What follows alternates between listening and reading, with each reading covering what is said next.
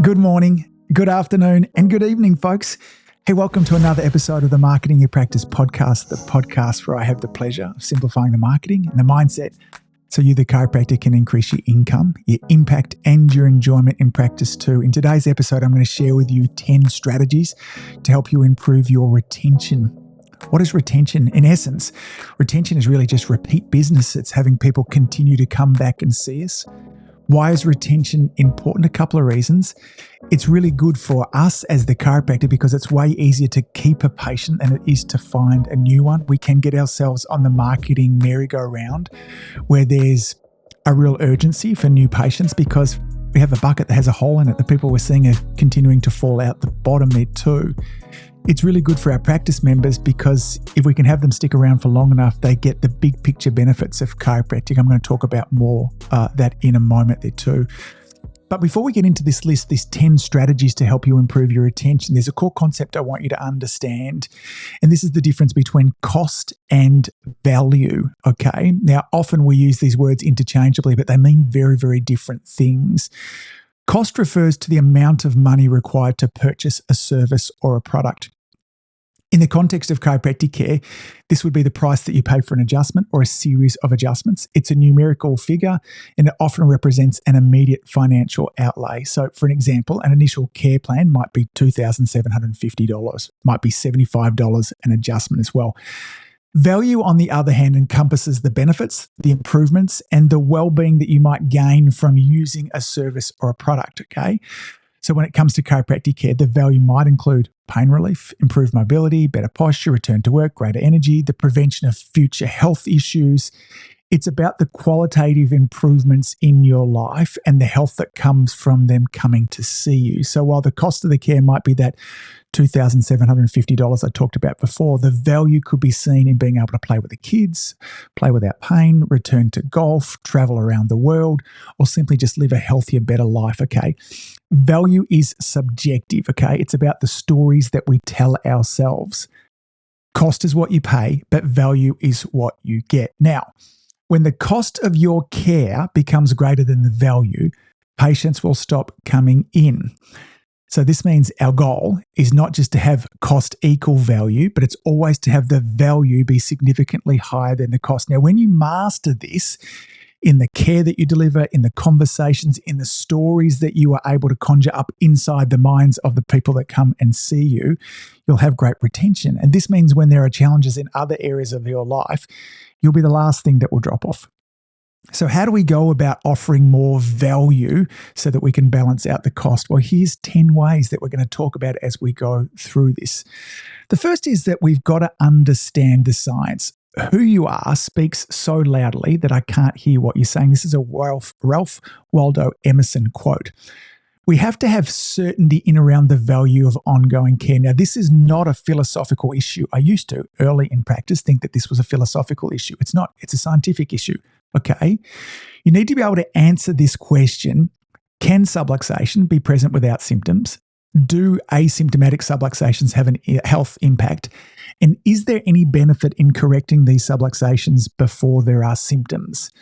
Now, these are questions that you not only need to know how to answer, it's not just a vague answer, but you want to be able to stand up in a room full of medical students or health professionals, and you want to be able to answer these questions with supporting research, okay? Not just philosophical texts that you can point people towards. Now, this platform here, this podcast, is not the best place to do that, and nor am I an expert at being able to do it, but I think the best person in the world that does this is James Chestnut. He has made as much, if not more, difference in my practice than anybody else. And I recently bought a course. I pretty much buy anything that he puts out there as well. He has an online program called Chiropractic Scientific Certainty. It's a 12-hour program and it's $200, okay? I think it'll be one of the best $200 that you spend. Go over to innatechoice.com, have a search around there, and find the module that's called Chiropractic Scientific Certainty. It's a 12-hour program that will help you answer those questions with the scientific support, okay? So if we don't own this, okay, it will come through in your physiology, it'll come through in how you're being, it'll come through in the words that you say. There needs to be an ownership of the value that you are delivering. Step number 2 is that we need to lay the foundations for retention in the report of findings. I was having a chat this morning with one of our community influencer members, and she was asking, how do I go about improving my retention? And this is, what are we laying out for our practice members when they're at the report of findings? So in my report of findings, I used to talk about there being two phases or two areas that we wanted to focus on. The initial phase of care was, the goal here was to deal with the presenting symptom that somebody came in. Maybe it was the migraine headaches, and we would link that back to getting them back to work and the gym and coping with the stress of their family. And my experience, in most adults, this was the first 8 to 12 weeks of care. Okay, then I would talk about the second phase, and this was the equivalent of really putting the fire out underneath. And at this stage here, it was correcting the underlying postural problems, having the spine return back to its healthy position. And this phase here tended to be anywhere between kind of 8 and 18 months for most people there, okay? Now, I wanted to clarify with them, okay? It wasn't just going to be that first, it wasn't going to be 8 to 10 weeks before they would get any benefits with their migraine headaches. Often that started to happen immediately, but for us to start to get some form of balance and consistency. So I wanted to throw out on that report of findings that this is not something that's going to be over and done within the next 3 months. Many of you are only given recommendations at report of findings for the next 2 weeks or 4 weeks, and you're wondering why patients are disappearing at that stage. Once we understand, the timelines of healing, the pathophysiology of scar tissue and how long it takes to unwind, when we look at the research for this, we can begin to make better recommendations and appropriate, more scientific, valid recommendations. So the second thing is we need to make sure that we are giving appropriate timelines. Now, whilst I lay out that kind of 8 to 18 months, I then bring the focus right back again, okay? Let's focus first on this initial phase, but I want you to understand that we're not just going to get 90 days down the track and you expect it to be over and done with. That can be a little bit of that bait and switch. It never feels good for anybody to have that done to us. So are you laying the appropriate foundations at the report of findings? How far are you recommending out, okay? The third strategy that I used to use on a regular basis is this concept called future pacing. Now, future pacing is a strategy where we get to guide our patients to envision the future benefits of their care during their initial or current phases, okay? It's rooted in cognitive behavioral therapy or motivational interviewing, where we get to envision future success. And in doing this, it has an impact on motivation and adherence to the care plan. So what might this look like? Imagine for a moment that we've got a patient who's just expressed that they're feeling much better, that their back pain is better than it's been in years. The first thing we've got to do is celebrate. I still see not enough of you doing this. We just move on immediately. We want to let them know it's not just about the symptoms, or, we get so used to our practice members telling us wonderful testimonials on a daily basis that we just kind of brush over these. So we celebrate it, okay?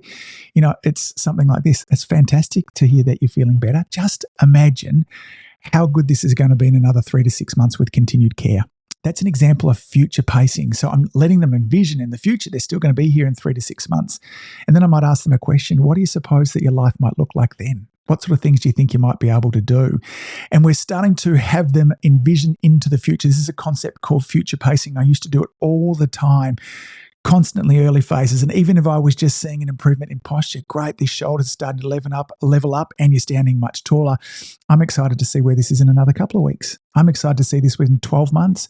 What is it going to look like in 2 years' time as we continue to throw out that future for them and engage them in them, ask them questions, what do you imagine you'll be able to do then too? Then they step into that future, and it can be really good for motivation and enthusiasm. Step number 4 this brings us to now is that we always need to have a plan.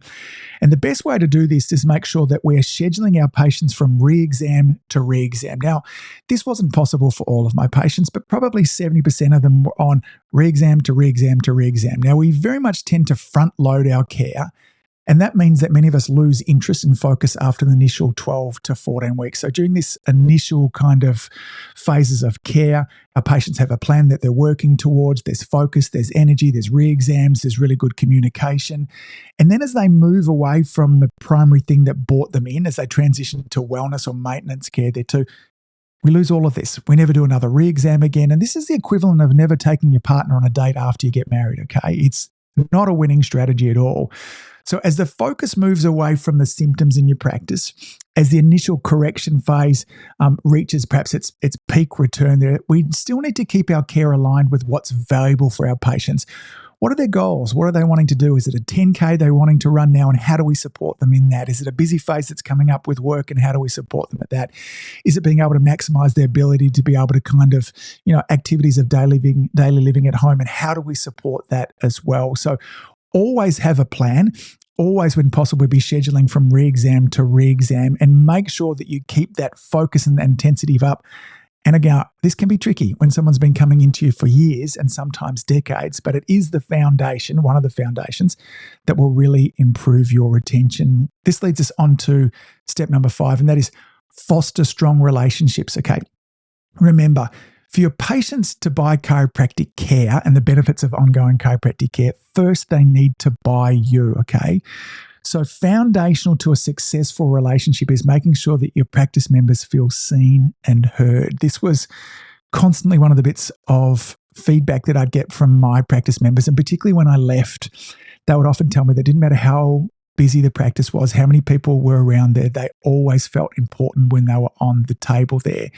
Now, I did an entire episode, this just a few episodes ago, go back to episode 360, and I talk a lot there about building relationships and how to dive deeper into that. So that's the best spot for you to go. Okay. Now, this leads us on to step number 6.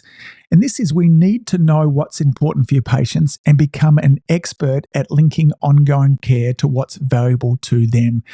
Remember, there's 2 reasons that our practice members come and see us. There's the logical reason, which is the migraine or the back pain or the colicky child there too.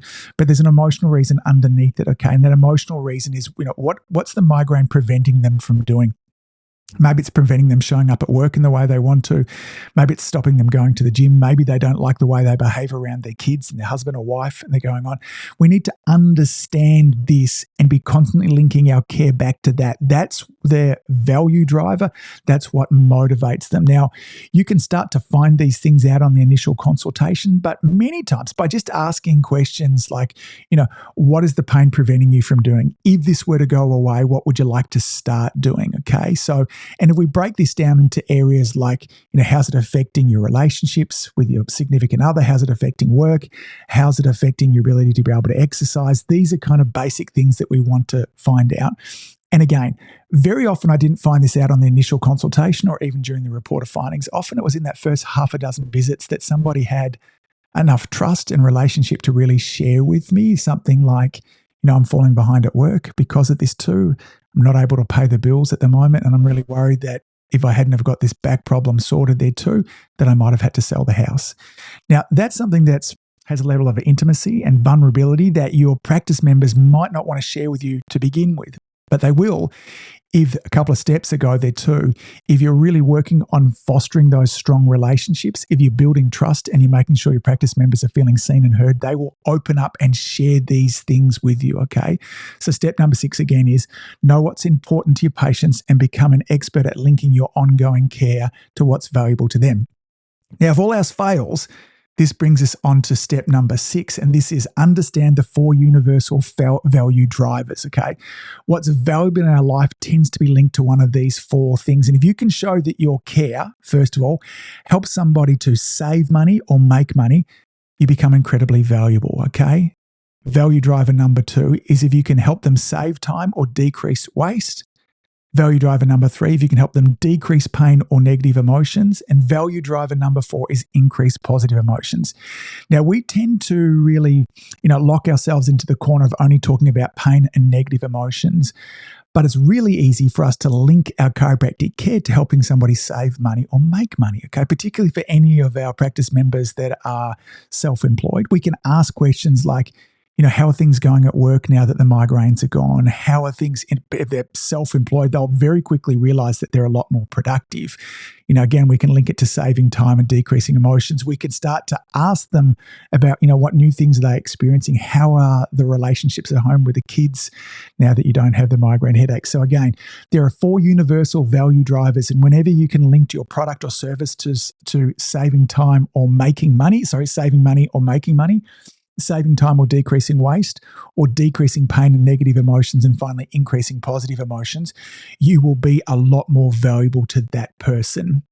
Now, that leads us on to step number 8, and that is look for opportunities to tell stories and use social proof. Now, remember, social proof is important because we regularly defer to others to see what they're doing to help us make decisions. It's based on the idea that if other people are doing it, it must be good. Now, also, when we tell stories about what others are doing, it's a powerful way to teach under the radar. Our brains are literally wired to love stories and learn from stories, okay? But we don't so much like being educated. So instead of telling somebody the benefits of ongoing care, show them with a story. And it might be just, if you've got a practice member, first of all, the story has to be relevant to them, but it might be something like this. You might move in and say, listen, I had a woman in this morning who was telling me that she's just had her first spring without getting hay fever.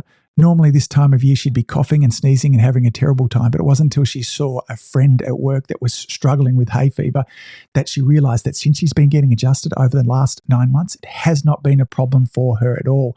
Now, like you, she originally came in to see me with headaches, but these are often the benefits that practice members notice with time under care. So I wonder what we're going to notice in the future. We can then future pace into it, okay? So we want a relevant story, and in amongst that, there's a couple of key things. We've talked about 9 months of care. These are the ongoing benefits.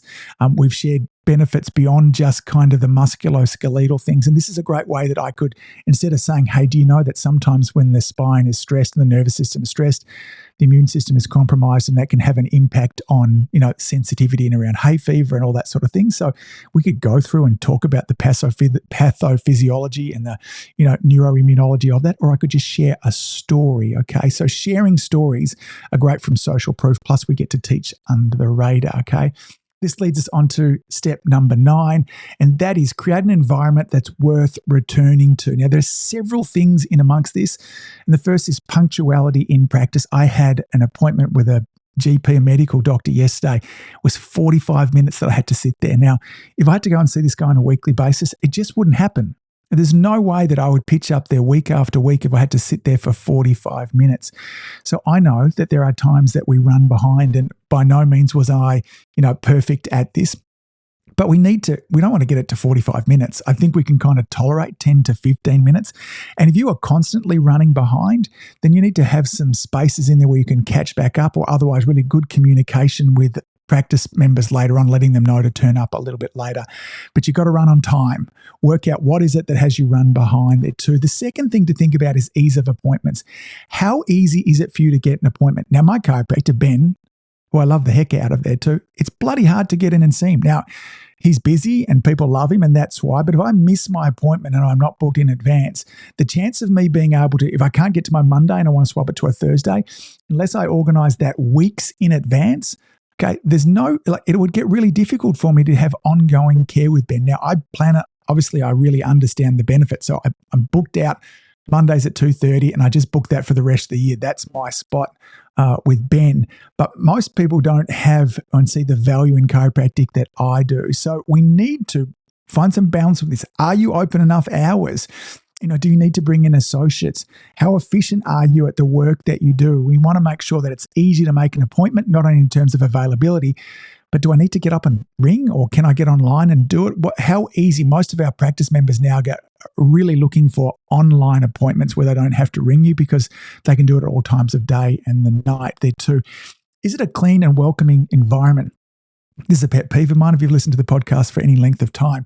Most chiropractors' practices look terrible, okay? They haven't been painted. The posters on the wall are cheap and nasty.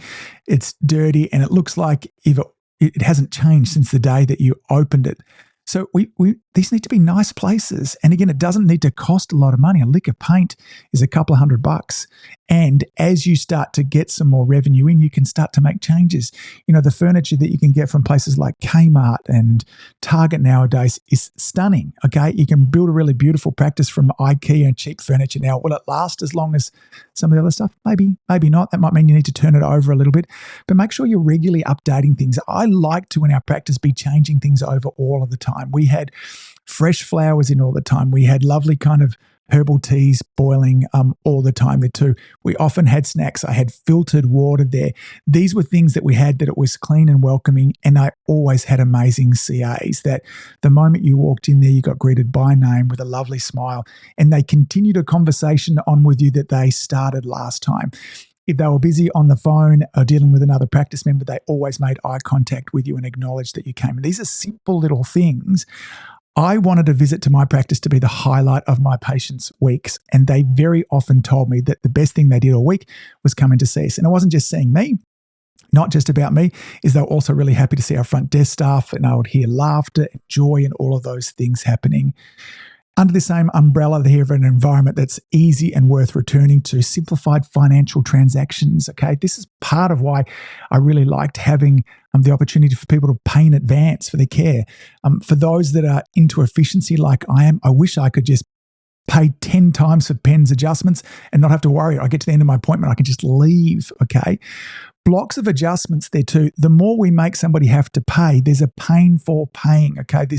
I mentioned this in a recent episode when I was talking about the neuromarketing principles. So instead of having somebody pay 3 times a week, can they just buy a block of adjustments so it eases the pain? So simplified financial transactions there too. And the last one here is just ease of parking. How hard is it for you to get a park? Is your office in an environment that I can get to easily and park easily? So these are all things that go into create an environment that's really worth returning to. And the final one I want to talk about here is education. We need to be educating our patients about the benefit. We need to be constantly selling ourselves of why we're valuable to our practice members. We can do this with a regular email. We can do this with, monthly workshops. We can do this through our social media. These things, email and workshops and social media, too often we see these as part of our external marketing to bring in new patients.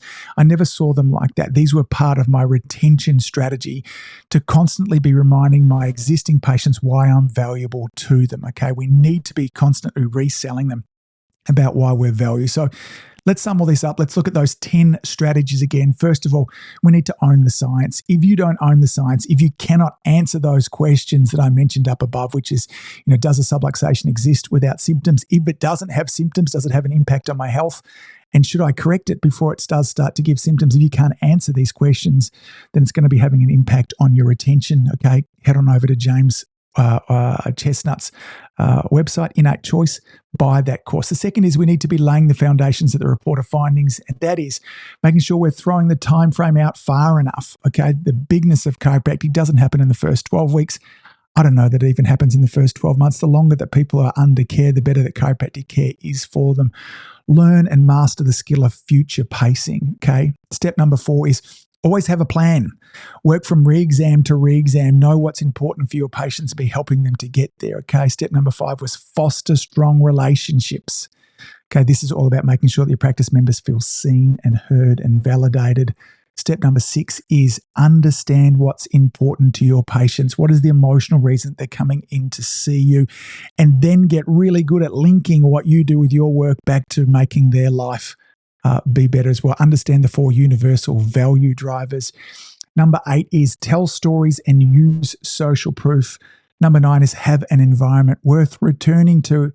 And number 10 was education, emails, workshops, social media, constantly reminding your practice members of why you are valuable to them. These 10 steps, 10 strategies will help you improve your retention, which makes your practice more impactful. It'll improve your income and your enjoyment will go up also. It also makes a heck of a difference to the people that we get to serve. Gang, get to work, implement these. They'll make a heck of a difference. Until next time, thanks for all that you do. Keep saving lives. See you back here real soon. Bye. If you've enjoyed listening to this podcast, you have to come and check out my Community Influencer program. It's my monthly coaching program where we take all this material and I'll work with you to help you apply it, implement it, and systemize it. The Community Influencer Group Coaching Program is designed to help you increase your practice income, impact, and enjoyment. Join me over at anguspyke.com/join. That's anguspyke.com/join. I'd love to see you there.